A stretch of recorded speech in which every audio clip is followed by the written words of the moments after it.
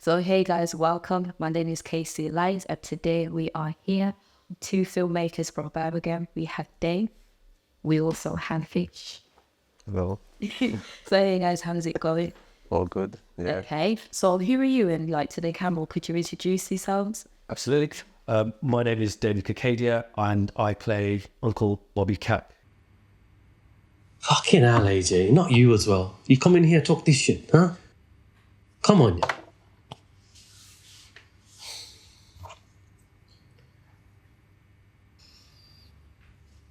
I am a filmmaker, actor from Birmingham, been in the industry for a little while. Done quite a lot of things. Yeah, I'm Vish. I'm a writer, director, and actor now. Apparently, I play I play AJ, the nephew of Uncle Bobby in Secrets. See, even though you lot were pissed as usual, I watched. Okay. And I watched you. And yeah, I'm a aspiring filmmaker. My first proper short film, first of many to come. But yeah, I'm also a videographer, all-round creator, but mainly a filmmaker. So you're creative genius. Crazy, I'm telling you. Okay, so Dave, what drew you into filmmaking? Oh, that's. I think first and foremost, I'm an actor, and that's what got me to industry because it's not that I always wanted to be an actor. I was very much drawn to becoming someone else, and not because I didn't want to be myself. I liked the way, characters. I liked the way. I liked watching other actors morph into different characters and the process that they go through, and that's what still excites me to this day is the actual process of changing yourself and morphing and adding nuances and character kind of layers, and then transforming yourself into somebody else. Okay, so then interesting. So then what does that process look like? Again, it's a whole variety. It's getting a backstory. So if I kind of reference to Secrets, Secrets is I suppose it's classed as a short film. Yeah. So around the scene, I created a backstory. So Uncle Bob's life, how old he was, how old he is, where he's from, his relatives, what he eats, what he doesn't like, his dislikes, his movies. So there's a whole 3D world around Uncle Bob, and what that does, that creates layers. It creates kind of a depth to the character, and then you start kind of really adding the nuances in there, the little the flavors. How does he speak? His accent, left-handed, right-handed. Interesting. All those little things, and that builds up a character. Okay, so I feel like that's the part of the process that we never see. You don't, and what you see on screen is, it's 5 to 10% of what you actually do in terms of the work. The work is done behind the scenes and coming onto set. From my perspective as an actor, those are the processes and the information that you have to create in your mind before you get onto set, just to give yourself a realistic character. Okay, nice. Okay, Vish, what about yourself? How did you get into filmmaking? So I think I've always had a very active imagination, and before the era of TikTok, and I'm out of downtime just to myself. I play with Spy with Action Man toys, and I just used to always imagine things, create stories in my head, and I was always amazed by films and like music videos and art in general, how it can make you feel emotions and take you on a journey and like teach you things or give you ideas. Like it's always amazed me, because I remember one of the main films that kind of really got me to film it was the Dark Knight, the Batman film, because I remember watching it at cinema and I was just amazed that something was like so visceral. And then I was just amazed for the behind the scenes aspect of it. Like there's people behind here pulling the strings, creating a narrative. Type production. Yeah, and then that's how I got into kind of writing, because I've always written as a young kid ideas, then directing. I've just been amazed that you can kind of put all of these emotions, these visceral feelings, ideas, concepts, and like make someone you've never met before feel something. It's always amazed me. And yeah, like I love the background, like Dave was saying, like building the character. Yeah. I love the writing process of creating the stories. What are the characters' motives? Who are they? What were the story? How will it end? Because my brain works in a very narrative way, which is good and bad. So I always think about kind of long term, how things will develop, how things would be added to it. So yeah, I just want to be able to express myself artistically, but also give people like these emotions and ideas in a sort of art form. Okay, yes, Yeah. because it's very intense. Yeah. And I watched it. I feel like emotionally, it sort of like pulls you in and your way, and then your way in and your way in. So that came across really well. Yeah. I was gonna say, do you feel like your experience, like your individual experience, alongside with Dave, how do you think that complemented working with each other on set?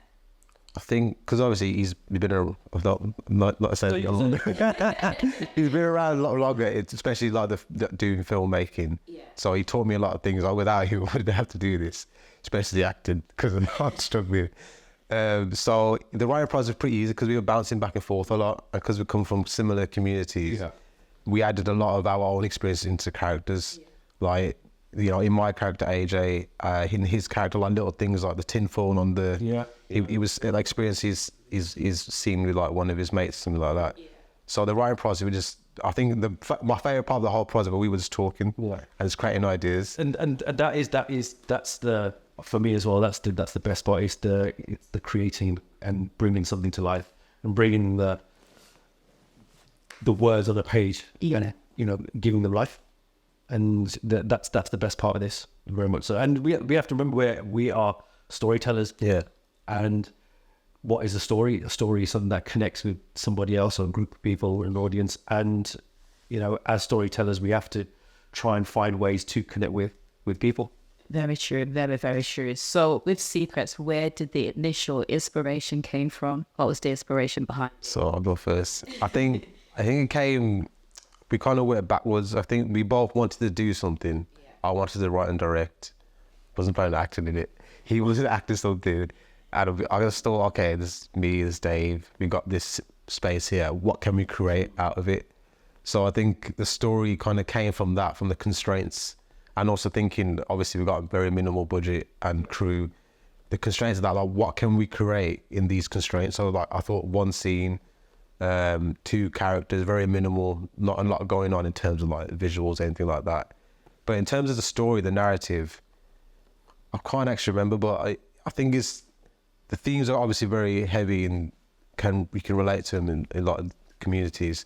So I think it's things that I've kind of heard, you know, from other people that is probably in the back of my mind that just kind of came out as I was writing, if that makes sense. Yes. So it wasn't like, oh, I want to talk about this subject matter, I'm going to write about this. It was more, okay, I want to make this particular sort of project. And then I think the ideas came organically from there. Okay, so you sort of like drew from it different inspirations. Yeah. Okay. Yeah. Okay. Nice. Okay, so I have a question here. So the film's story and themes are rooted in things heard or unsaid in the community. Can you delve into how these elements shape your narrative? I think it's a lot of the backstory. Like what you see in the short film is like in an incident. It's a little snapshot of a much wider story. There's background to my character, there's background to Bobby, the family dynamics, kind of mental health, alcohol, depression. There's a lot in there. I think it's shaping the narrative in terms of having this wider background story and kind of having all this context rather, and then having this little snapshot of it. This is how we kind of wrote it. So there's a little snapshot and a big incident in a much larger picture, if that makes sense. Yeah. What I loved about it, or what I enjoyed about it personally, is that after watching it, there are so many questions. Yeah. There are so many questions because, like, within families in general, there's always going to be ups, downs, drama, and, you know, it's something that's, let's say, natural, but it's sort of normal. So I understand what you were saying about being able to tell a story and being able to touch or impact someone. So that was really good. But like that came across really well. I think from my perspective, in terms of the actual character, the character I've drawn a lot from communities, people I've seen, who I've come across, heard stories about. So it's a real pull of things that I've seen. Okay. And I've kind of amalgamate that together in this character. And I think also it goes back to, in terms of creating something, I wanted, from an actor's perspective, it's been something that I've been wanting to do for a little while, is to create this type of character. And from a writer and director's perspective as well, it's creating something and getting on his feet and, putting a camera to it and producing something. So it's not hugely difficult because we are surrounded all the time with, characters like this. You just have to kind of walk down the street, and to a certain extent, you can draw elements of people. Even people you don't even know, you can just kind of walk down the street and the way someone walks, or then the way their kind of the mannerisms are, or their accent. So you just, I like that, and you take something from it. Nice. Okay, Bish. Yeah, I think again, like real life inspiration. Like I think everyone knows Uncle Bobby to an extent. Yeah. Like it's very real. Like the alcoholism issue is very real in our community. It's something that we've seen a lot. Like families get degraded because of it. The abuse aspect is something that is like it's unsaid in the community. For example, I'm going to use real life examples. I recently at a temple, Gurdwara Sikh temple, and I heard that they had someone come in to talk about abuse to make people aware. And the committee members of the temple were like, you can't talk about that here, you need to leave. So it's something that's not acknowledged.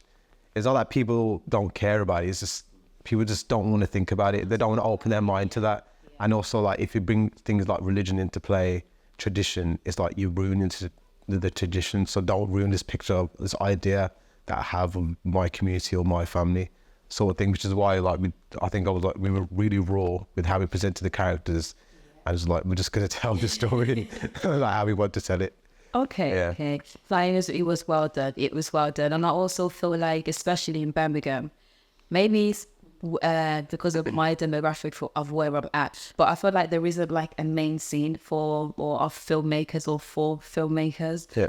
So how do you feel like, the art of storytelling or doing more storytelling can basically shape or change that?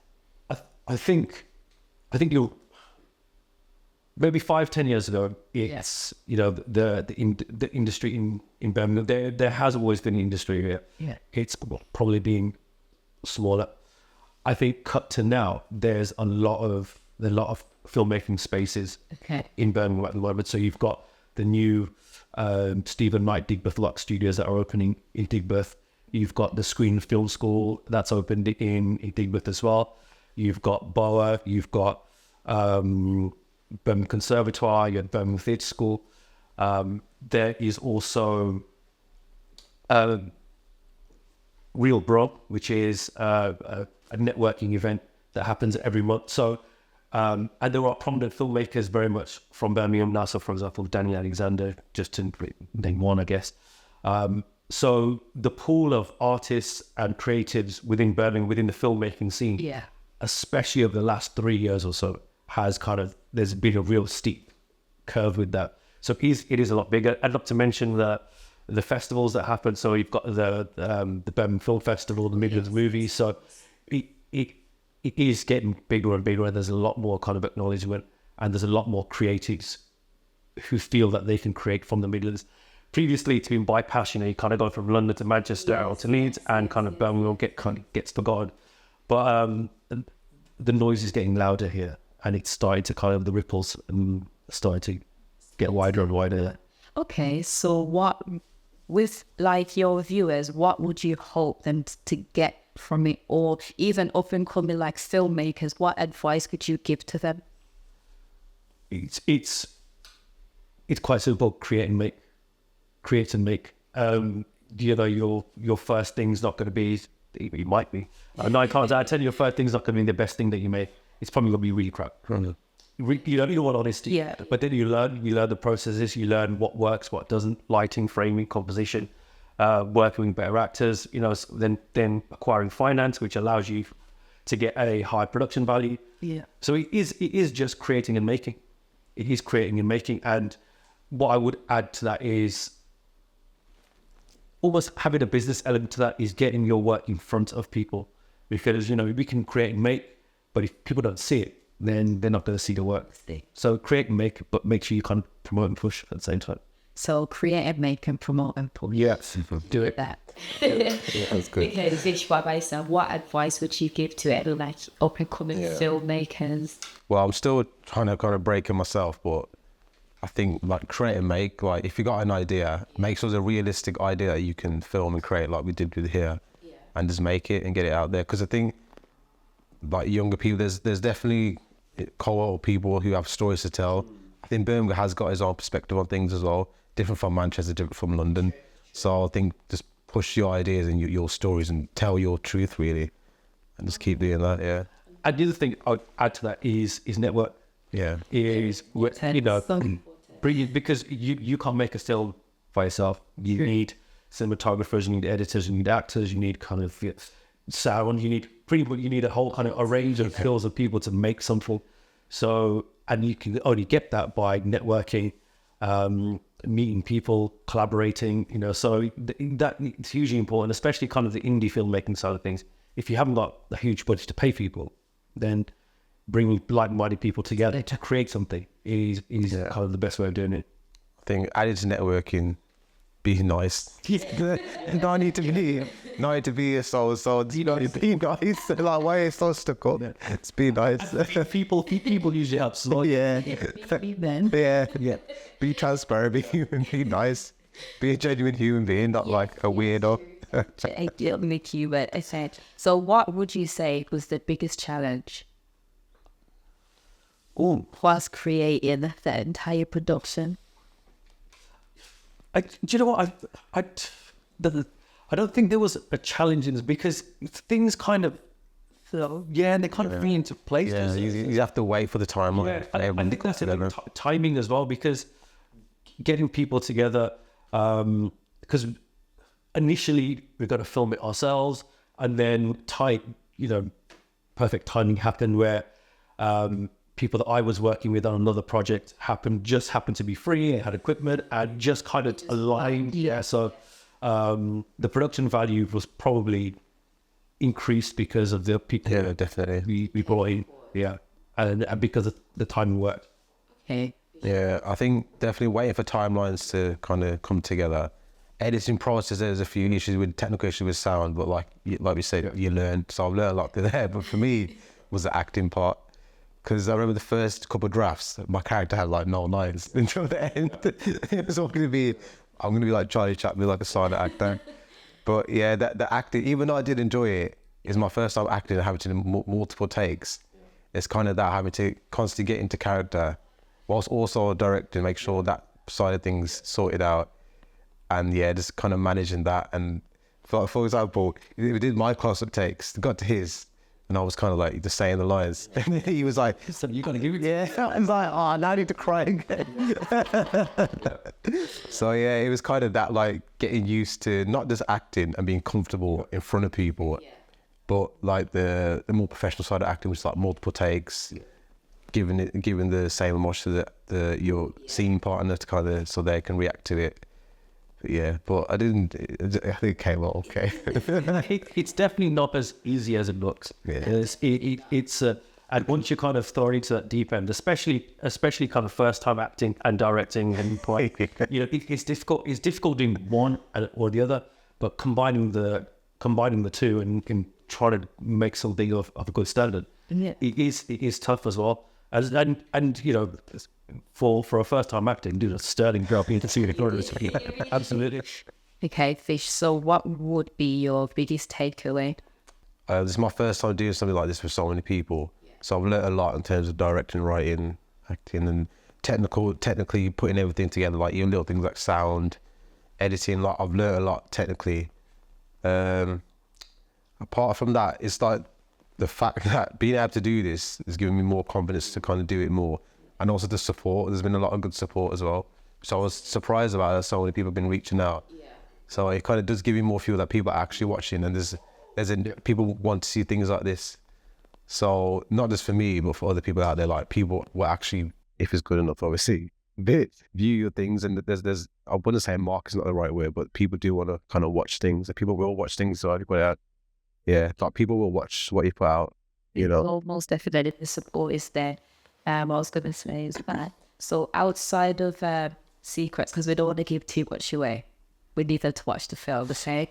So what sort of other work do you do outside of So I work in active as well. First and foremost. So apart from films like this, I've just finished a feature called Jury of Five, and it's in the same vein as 12 Angry Men. It's set in a jury room, and the whole film is 2 hours set in a jury room with deliberation on a murder case.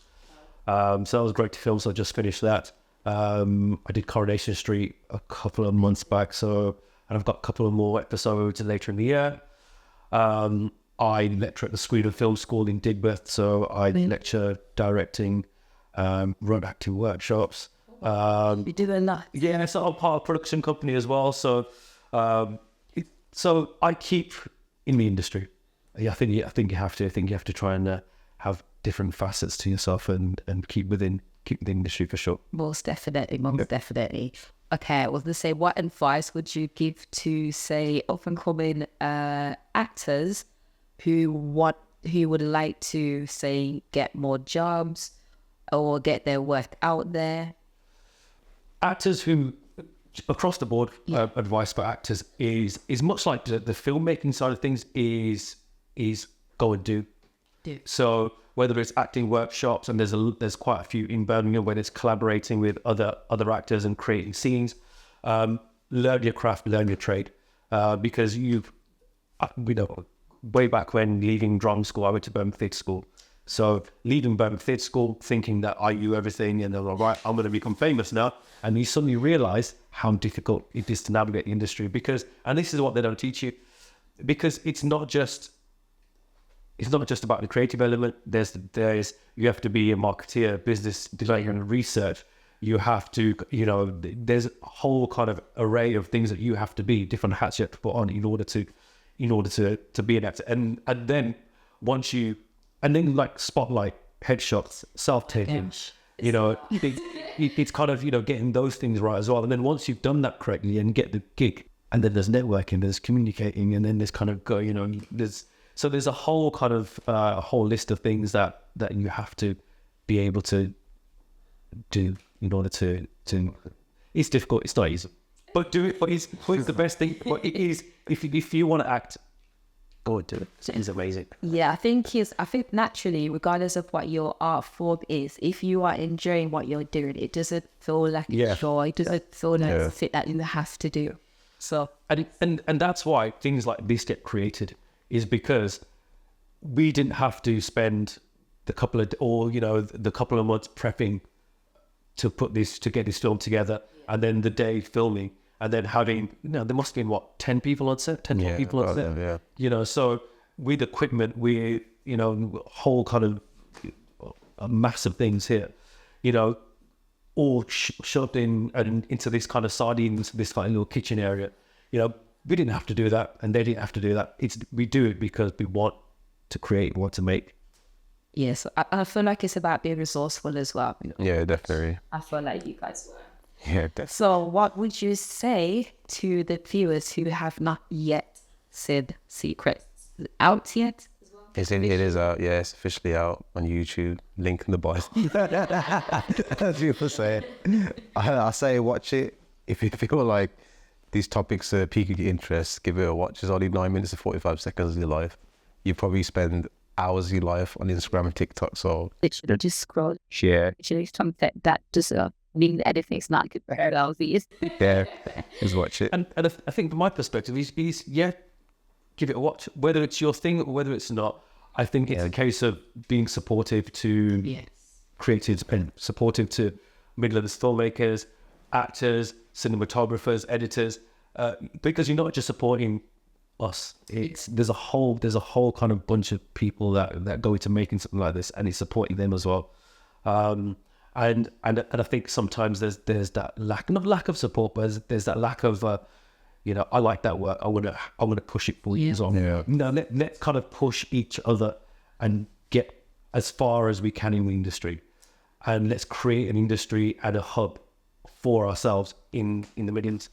Okay, also, so outside of filmmaking, what do you do outside of this work? So I think like Dave, how Dave said he stays in the industry, I stay in the creative industry. So I'm also a videographer, designer as well, graphic designer. So yeah, I work in a lot of creative fields, but the main goal, passion, is always filmmaking. And I feel like everything I do, if it's in design, photography, videography, branding, marketing, it helps me gain more knowledge in filmmaking, which is like another, not advice, but for people is kind of learn from different things what you can take into your filmmaking career or whatever, like a creative career, because you can take a lot from your learning life into a creative passion. You know what I mean? Like in terms of like being an actor, like looking at people, studying people, obviously not being weird, looking at people all day, but like I feel like as creative, I don't know if you probably do the same. We think a lot about things we experience, what other people experience, things that we see, news or whatever. I think we just think about things a bit deeper, and kind of we kind of download files of knowledge and kind of experiences, and then in our work, that's how we kind of combine everything and bring it out. So yeah, like always kind of learn from life and, you know, other things you do. Because it's all about stories, isn't it? So there's always stories in life from other people, what you experience, what other people experience. So download the data, and then you'll have things to talk about in your work. Really. Agreed. Where do you see yourself, say, within the next 5 to 10 years within the film industry, or where would you like to see yourself? What is the end goal? It's good.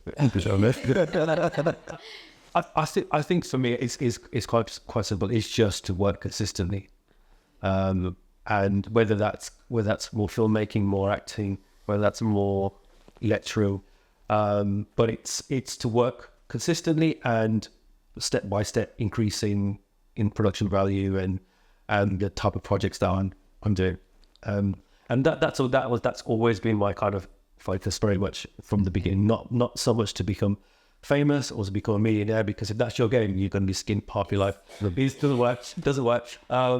But it is just to work consistently and to work with better people each time. The experience. Yeah. So that more growth. Yeah.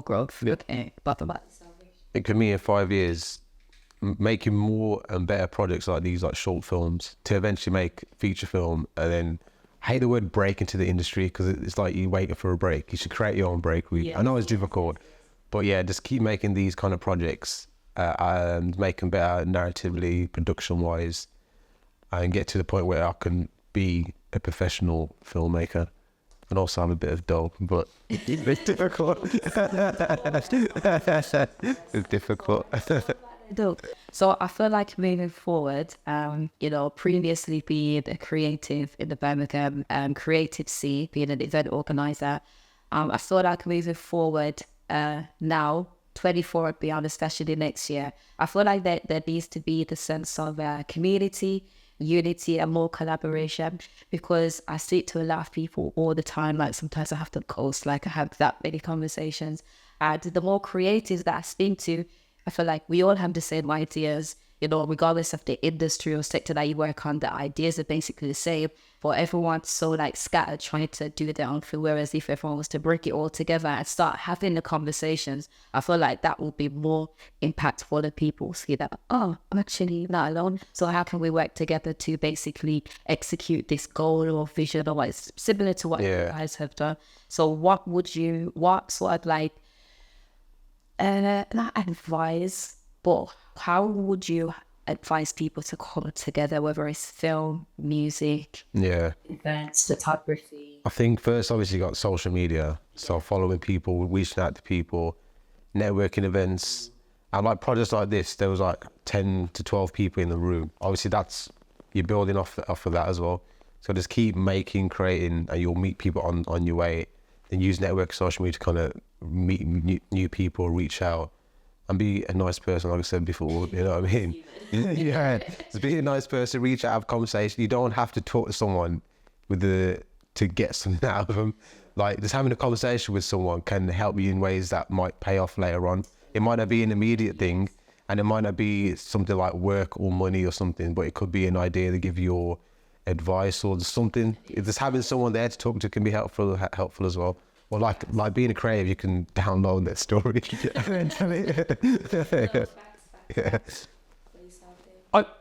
I think not everything's shit, in the sense that, and what I mean by that is that if people are getting off their backside and trying to create something, and maybe the production value isn't as high. Maybe the story, you know, needs work. Maybe the cinematography is not the best.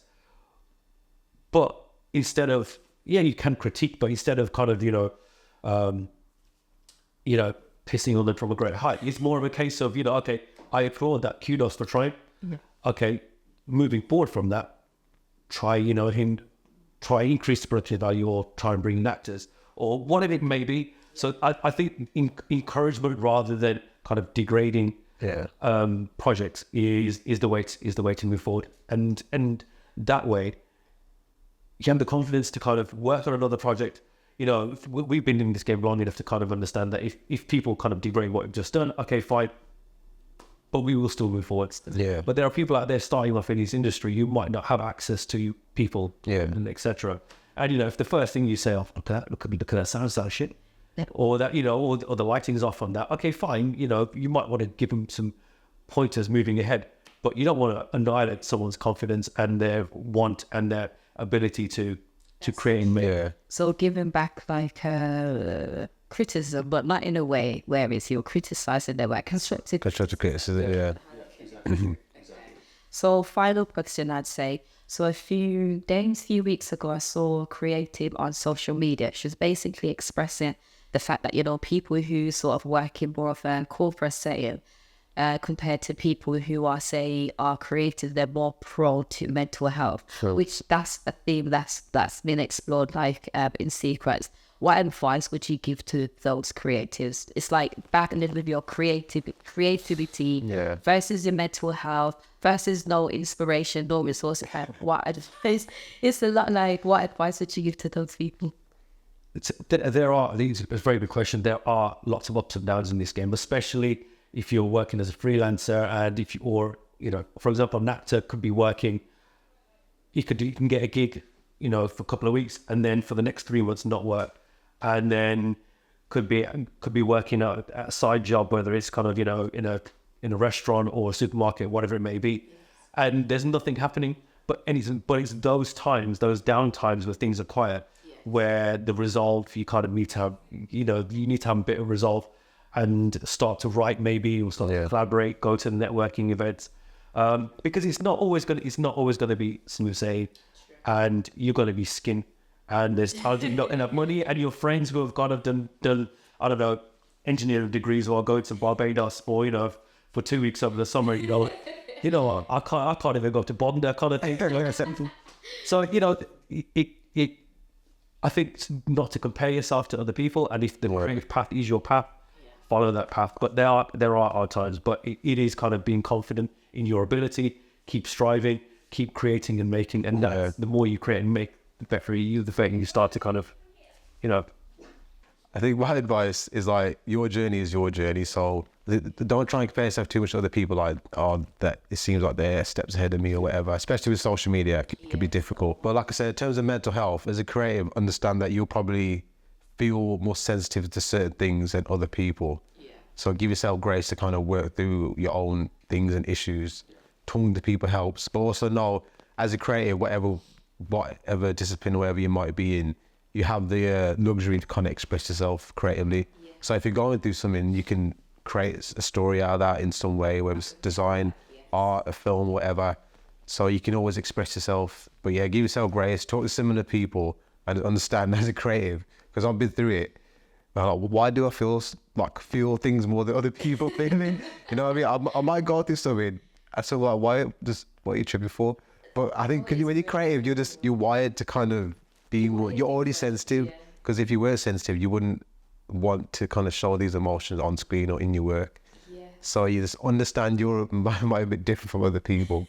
And like, it's all right. You get there in your own time. Agreed. Okay, so guys, there you have it. So Secrets is now out. Make sure you guys watch, and support our actors as well. Do you guys have anything else to say? You like to share, promote, push, talk about, highlight? What's next? Well, started writing the next project, so see when that comes out. So I've got a few things. So I've got a few more episodes of Coronation Street coming out later in the year. I've just worked on a feature, which I'm not sure when it will be out, but it'll be out probably late this year, early next year, possibly. So he's just wrapped, so we'll come see. And I've got a few other shows that I'm filming for TV, which I can't really talk about at the moment. No, I can't. Secret. Yeah, It's a secret. yeah, it's a secret. Yeah, secret. Yeah. But yeah, there's a few shows that I'm filming this year, which probably come out late in next year. We organise a screening event for Secrets, not the Secrets, but other projects as well.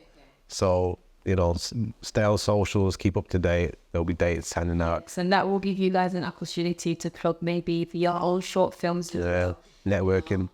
You can network as well. There you can meet new people, more like-minded people like yourself, who probably have the same or similar ideas as you. So yes. Yeah. And last thing, thanks to all the crew that helped out make the film, and Dave as well. I'm sorry about the blackberries are out. You know that, yeah. Say sorry. The blackberries are out. So although we've got a dog in the garden, if you want to try some of the blackberries, the ones over there are mutants. Oh, perfect. They're not very good. You may see Okay. Thank you guys to Kaycee Light. Let's get out. Peace. Bye, Carl. Still sorted.